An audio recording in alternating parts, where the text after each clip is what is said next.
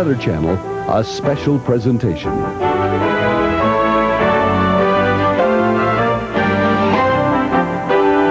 What can giant sequoias in California living today tell us about the weather of the Middle Ages? How do scientists in Tibet know which way the wind blew thousands of years ago? What caused the most fearsome creatures ever to walk the planet to become extinct? And could it happen to man? Join us as we uncover clues to the climate puzzle.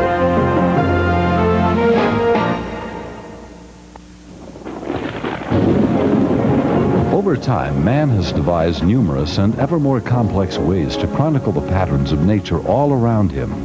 But weather and climate were measured and recorded long before man's arrival. Not measured by human hands, not written in any known language, but recorded just the same, as surely and accurately as if man himself were there. Recorded in the earth, stored in a million places, in 1,000 different ways, waiting to be brought together like pieces to a puzzle. It's a puzzle that, when solved, may tell us about the climate of the future. But to unlock its secrets, we must first uncover clues from the past. Around the world, a coalition of climatologists, meteorologists, geologists, paleontologists, and more are uncovering new and remarkable information every day. Studying tree rings from the Sierra Nevada, ice from the glaciers of Tibet, rock samples from the mountainous south of Mexico, deep-sea sediment from the Pacific Basin, even cores of solid stone from an amazing formation in the Newark Basin of New Jersey are yielding new pieces of the puzzle. And as the clues accumulate, we learn what the climate was like not just hundreds or even thousands of years ago. We learn what the climate was like millions of years ago. How warm was it when dinosaurs ruled the earth, and how do we know? Did a change in climate make it possible for man's earliest ancestors to finally flourish? Can man adapt to climate change as some creatures have adapted in the past? Or could we fail, as some perhaps have failed in the past? When life first appeared more than 3 billion years ago, Earth was a much warmer place, even at the poles. And our world's climate has been in constant flux ever since. When the dinosaurs arrived 250 million years ago, Earth was slightly warmer than today. But it grew warmer still. With Earth at its warmest, the end of the Cretaceous period, 65 million years ago, saw the extinction of the dinosaurs and the appearance of man's earliest ancestors, probably much like the modern-day lemur. A series of ice ages began about 2 million years ago. Glaciers grew to cover much of the planet. After millions of years of evolution, modern man made his appearance about 350,000 years ago. This pattern of glacial advance and retreat continues today. We're currently between glaciations, unless man himself has altered the equation. High in the Sierra Nevada range of California are found some of the oldest living things on the planet, the bristlecone pines, and these giant sequoias live to be thousands of years old. Dendroclimatologists take core samples of the trees, drilling in and removing a cylinder of wood about as thick as a pencil. The process does no harm to the tree. By studying its rings, how much it has grown each year of its life, scientists are uncovering secrets of Earth's recent past climate, if you call the last few thousand years recent. In essence, you can think of the trees as kind of being like little thermometers and rain gauges scattered across the landscape if you know where to look. When we look at the rings, we see a lot of variability from year to year in the width of the rings. Here's a period, starts at 1100, the trees growing from left to right across the screen, and it was a period of very warm temperatures. These growth rates are equivalent to those that we've seen during the 20th century. This period is often referred to as the medieval warm period. It was during this time the Vikings are known to have sailed the previously icebound North Sea for Iceland, Greenland, and the New World. In this next sequence of rings, in the 1600s, tree growth is slower This was a time when temperatures were colder, glaciers moved down their valleys, crops failed in Western Europe. Sometimes this is referred to as the Little Ice Age. The Little Ice Age continued through the middle of the 19th century. The image of a snow-covered London, seldom seen today, appears often in the works of Charles Dickens. The night was bitter cold. The snow lay on the ground, frozen into a hard, thick crust, so that only the heaps that had drifted... And while even the oldest trees live no more than several thousand years, scientists have discovered a way to take their studies back well beyond the earliest days of living specimens. Here's how it works. When studying a living tree, researchers simply count the rings to move back through time, each ring representing 1 year. While rings from different trees never match perfectly, the pattern of ring widths alternating between wide and narrow is identifiable. Finding a series of rings that match that pattern, say from a tree that is preserved or fossilized, allows scientists to, in effect, overlap the two sets of rings and thereby date the fossilized tree as well, and the count backward in time can continue. In this way, even trees that have been dead for hundreds or thousands of years, if preserved properly, can tell us about the climate of the world in which they lived. What's learned here is confirmed at other sites around the world by studying another part of the tree, its pollen. Now, Owen Davis of the University of Arizona, Tucson, and Dorothy Petit of Columbia University's Lamont Doherty Earth Observatory in New York both search for what is to them hidden treasure, pollen, the almost indestructible remnants of plants long gone. The pollen is gathered by drilling into lake beds and bogs, where sediment, anoxic or oxygen-free, has preserved the pollen. there are two reasons for using pollen. First, they're really resistant to decay. And the other reason is that the plants produce them in huge quantities. You know, like a giant cottonwood tree like this will produce tens of millions of pollen grains every year. There are a lot of them, and so since there are a lot of them, they're spread around the environment by the wind. They give you a good statistical representation of what the plants are near the area. Dorothy Petit explains how the samples are processed in the lab. We use screens, and then we use acids, sulfuric and hydrochloric acid, to dissolve the sand and silt. And we get rid of the clays, and what's left are just pollen, if we can, pure pollen. What we're primarily interested in are pollen and macrofossils that'll tell us more about species changes. Because one of the causes of species change is climate change. Each species of tree has a preferred climate. We can tell what the climate was like by studying what the vegetation was like. Pollen samples vividly illustrate how much North America has warmed since the last ice age. Northern pines in Florida, 18,000 years ago, a common sight. Today we call them northern pines for a reason. Spruce, too, have retreated to colder climes, while warmer temperatures have allowed oak to advance significantly from their Gulf Coast habitat of 18,000 years ago.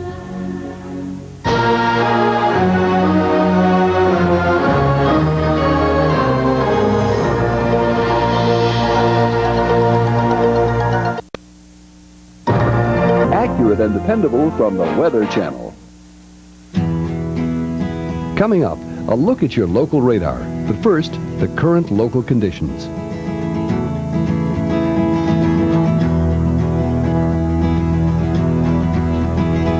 Today's regional forecast.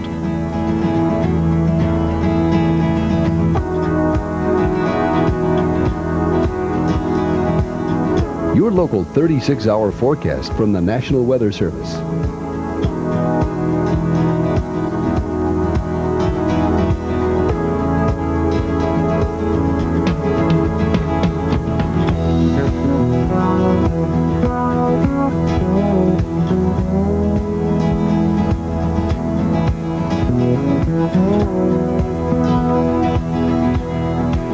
The current local radar showing any precipitation in your area. Intensity is indicated by the color code at the top of the screen.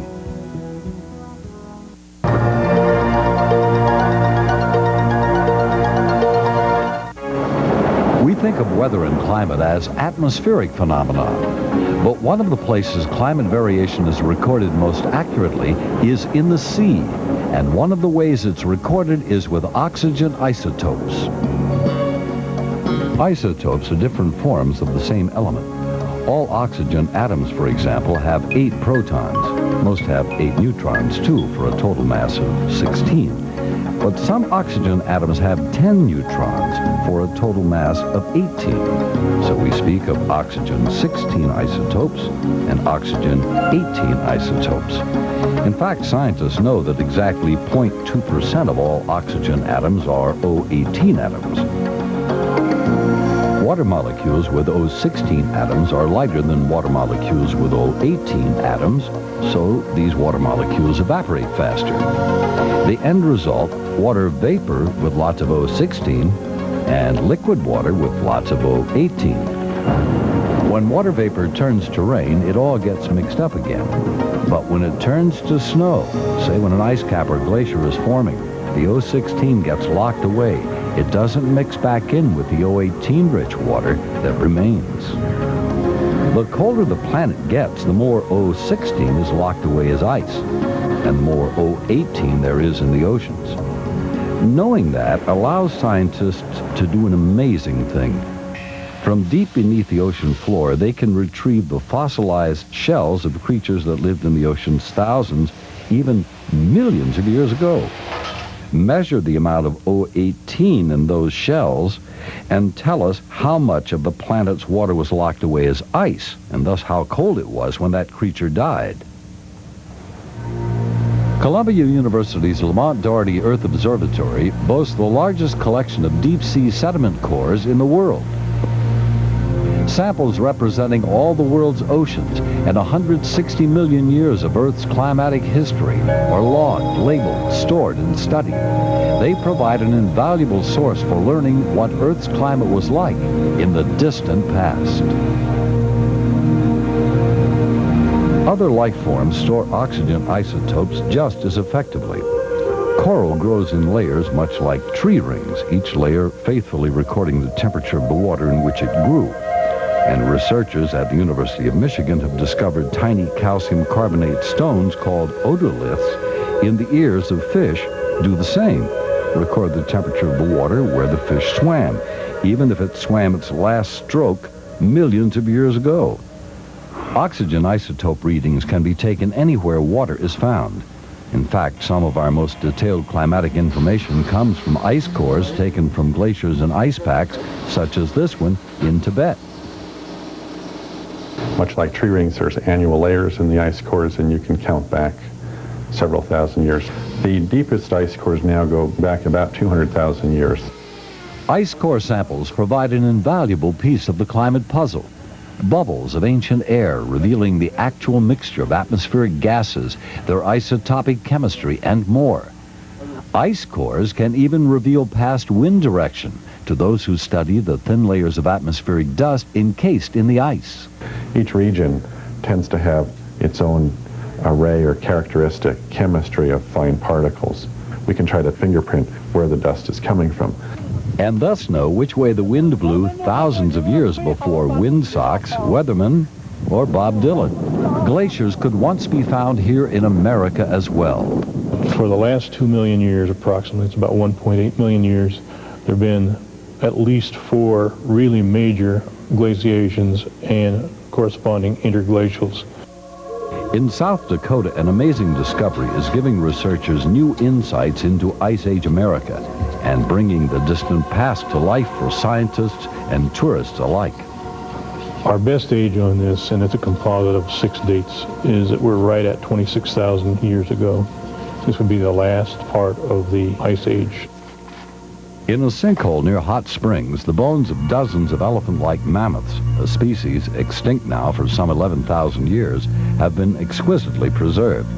And the excavation of the site is allowing researchers to recreate the environment of the time. The pollen tells us that we had essentially no trees, that it was a cold grassland, a steppe of grassland, if you want to use that terminology.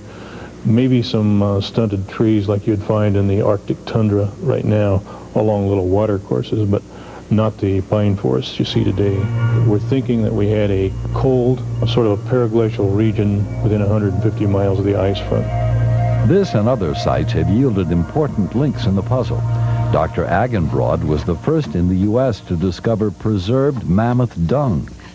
That may not at first seem like something to celebrate, but it's a vitally important find, allowing us to study the climate of the time by studying the plants these massive creatures ate. We can look at the plant communities and get the time, and we can begin putting together a paleoclimatic model. We can get the temperature tolerances of plants, we can get the moisture tolerances, so we get temperature and moisture data, and we can do this through slices of time. Just a few hundred miles away, but millions of years distant, the fossil record provides a fascinating dichotomy. For if you go back further in time, you find that where mammoths would later roam an ice age frozen landscape, once there grew palm trees. What we have here is a fossil palm leaf. It's actually an imprint of the leaf in sandstone. Here we have a palm in southern Colorado, which gets regular, very cold freezing in the winter, and we also have fossil palms as far north as southern Canada in the late Cretaceous. The world we live in today is refrigerated compared to what it was 65 to 45 million years ago. Indeed, a review of just a few of the fossils found in Colorado, Wyoming, and other northern states show all the characteristics of tropical flora. Leaves tell us a lot about the climate in which their plants are growing. And if you go to a tropical rainforest, what you'll find are very large leaves, they have smooth margins, and very elongate tips. And that's because the plants that are growing in tropical rainforests are under no or very little stress in terms of temperature or lack of moisture. So not only is the type of plant revealing, the very size and shape of fossil leaves offers valuable clues to the climate puzzle.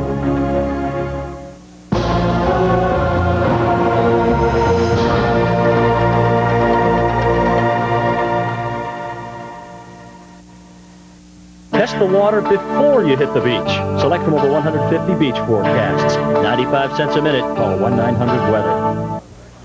Gardeners, if you love fresh-tasting vegetables and big, beautiful flowers, but think results like this take too much time and too much back-breaking work, here's great news. Introducing the affordable Troy-Bilt Junior, designed especially for smaller gardens. Just look at the time and work the Junior will save you. It's so easy to prepare perfect, ready-to-plant seed beds. Plus, working organic matter into your soil is a snap. Spot-till areas for beautiful flower gardens and borders. Why, you can even use the Junior to reseed your lawn or ring fruit trees. You'll be amazed at how much time and work the Junior will save you. So if you want to learn more about getting results like this, the fast, easy Troy-Bilt way, call now to receive your free Troy-Bilt catalog. For your free catalog featuring the Junior and our whole line of Troy-Bilt tillers, including our no money down easy payment plan, call toll-free 1-800-441-3434. Operators are standing by. That's 1-800-441-3434. Call now. If you're about to travel, watch the 5-Day Business Planner here on the Weather Channel at 20 minutes after every hour. You get a comprehensive national report that covers the forecast over the next 5 days. Watch the 5-Day Business Planner coming up soon on the Weather Channel. Coming up, we'll give you the latest on severe thunderstorms breaking out in the plains and the potential for an even wider outbreak of big thunderstorms as we head on through the next 24 hours. Also, we'll have a look at your upcoming weekend forecast, but stay tuned for part 3 of the Climate Puzzle. Now, your local forecast, accurate and dependable from the Weather Channel. Coming up, a look at your local radar. But first, the 36-hour forecast from the National Weather Service.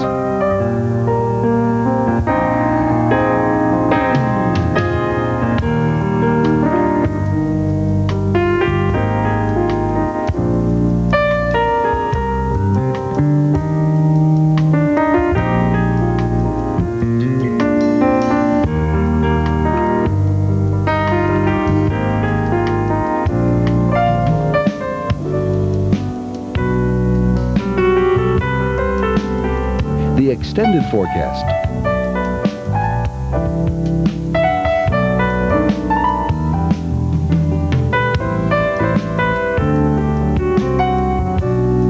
The current local radar showing any precipitation in your area. Intensity is indicated by the color code at the top of the screen.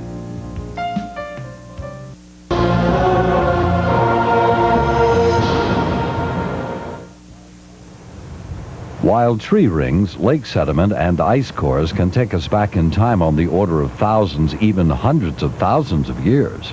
In New Jersey, a project is underway that is already providing insight into the climate of the past 200 million years. In the process of sedimentation, sand, silt, and organic matter are deposited layer after layer and harden into rock over millions of years. In the Newark Basin, geologic forces have acted to lift and expose those ancient deposits, allowing researchers to sample millions of years' worth of sediment without drilling millions of dollars' worth of holes. The cores are 15 feet each foot representing 20,000 years of sedimentation. Scientists are able to, in effect, read the cores by studying the color of the rock. The colors is a primary way for us to deduce what the climate history was at the time. They alternate between dark gray to black layers, and those intervals represent when the lake was deep. Those alternate with red sediments where the lake was dry and these sediments were exposed to air, were essentially oxidized. As the drilling progresses, a pattern begins to emerge. Cycles, regularly alternating patterns of gray and red, representing alternating episodes of lake bed and desert. The small scale cycle, those about approximately 10 feet, we believe correspond to about 20,000 years. The next higher one, about 50 feet, is 100,000 years, and then the multiple of 4 of those is 400,000 years. And finally, the longest cycle, 2 million years, would then be a multiple of 5 times 200 or 1,000 feet. Arduous labor and astute detective work combined to show scientists climatic rhythms on a timescale never before known.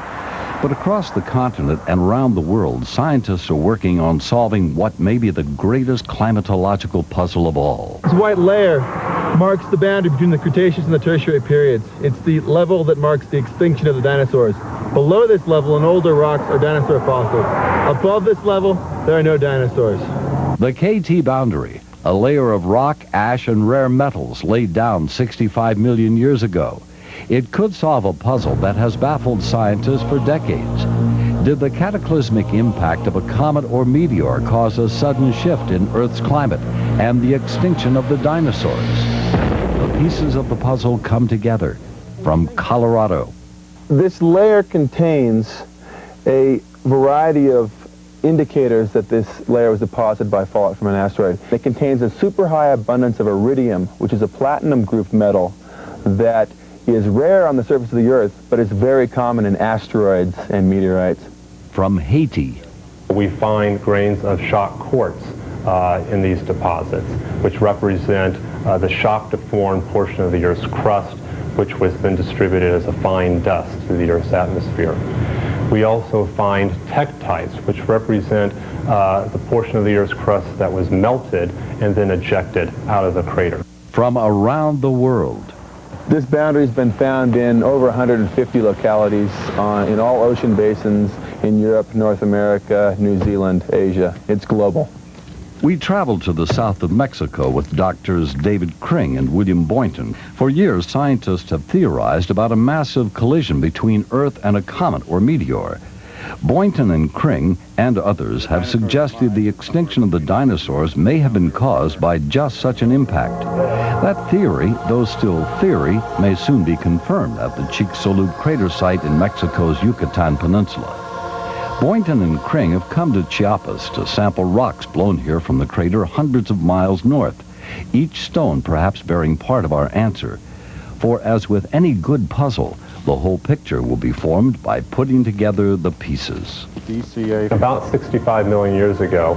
65 million years ago, some distance north of here, a large asteroid or comet, about 10 kilometers in size. And we're talking a meteor that's probably, or an asteroid that's probably 12 miles in diameter. Collided with the Earth. There was a giant impact of a comet or an asteroid. Traveling at approximately 20 kilometers per second.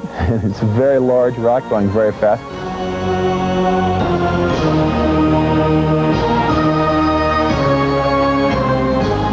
Our best analogy to such events are nuclear bomb tests on the surface of the Earth. As it hits the Earth, it vaporizes. It melts what it hits and causes a tremendous crater to form.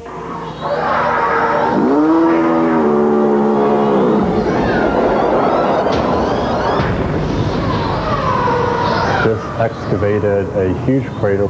It moved material around to a depth of 35 to 40 kilometers, and for a moment there was a hole in the Earth's crust 14 to 15 kilometers deep.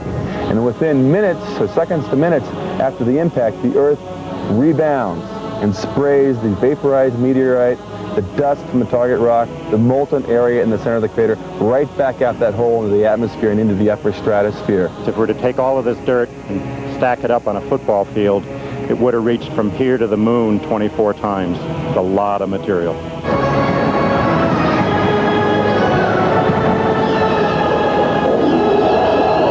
In addition, there is evidence that there were wildfires produced by the impact event. These wildfires would have produced soot, like any fire does, and the soot would have risen into the Earth's atmosphere and again could have blocked sunlight from reaching the surface of the Earth.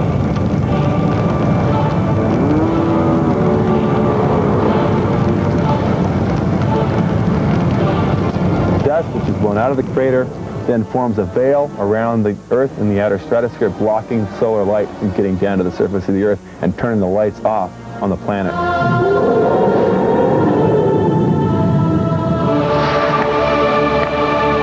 What's more, much of the rock vaporized at Chicxulub was limestone, which contains abundant carbon dioxide.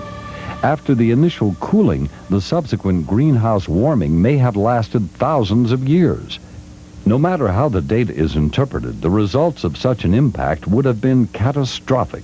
What you find is that below the boundary, we have a fairly diverse flora that's composed of conifers and ferns and broadleafed evergreen trees.